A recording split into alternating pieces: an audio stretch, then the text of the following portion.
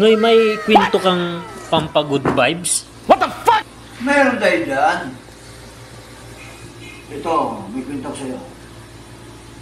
Shout out sa mga doktor na mga bagong graduate. Hindi ibig sabihin na doktor na kayo, isang tingin nyo pa lang sa isang tao, alam niyo ng sakit. Kasi ganito nangyari dyan. May 3 doktor, apat yung sinabi ko, 3. Mga fresh graduate, sariwa. Kakagraduate lang kahapon. Ano masabi? Ngayon, nasa hospital sila, nagyayabangan sila ng 3. Kasi nga, bago daw silang graduate. Mayroong matanda sa hallway ng hospital, papunta sa kanila. Hinulaan nila ngayon habang papalapit yung matanda.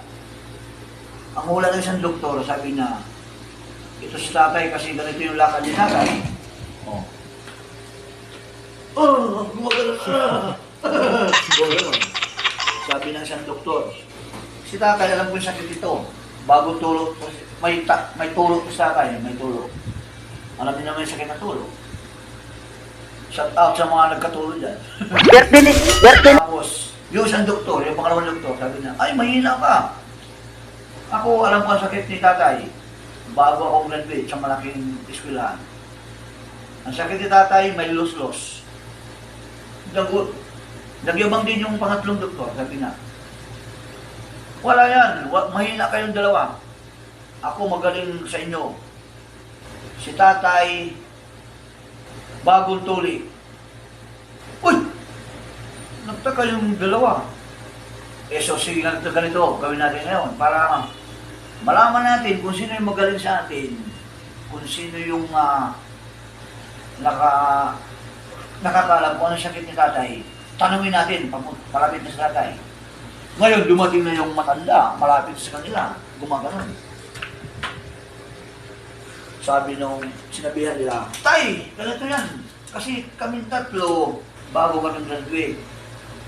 Ngayon, hinulaan ka namin kung anong sakit niyo po. Ang hula nitong isa, bagong tuli, may tulo, may los-los. Ano po ba yung sakit niyo? Sumagot yung matanda ngayon. Putang na! 4 na tayo mali. Uy, bakit tayo? Akala ko utot, igit na pala. Kaya ganun yung lakad niya, tumutulo yung igit dito. Yung tae ko. O di, yung 3 doktor na pahiya. Kaya hindi lahat ng doktor, isang tingin para sa isang tao, alam mo yung sakit. O, Naghintay ka ba? Wala na! It's a prank! Charan!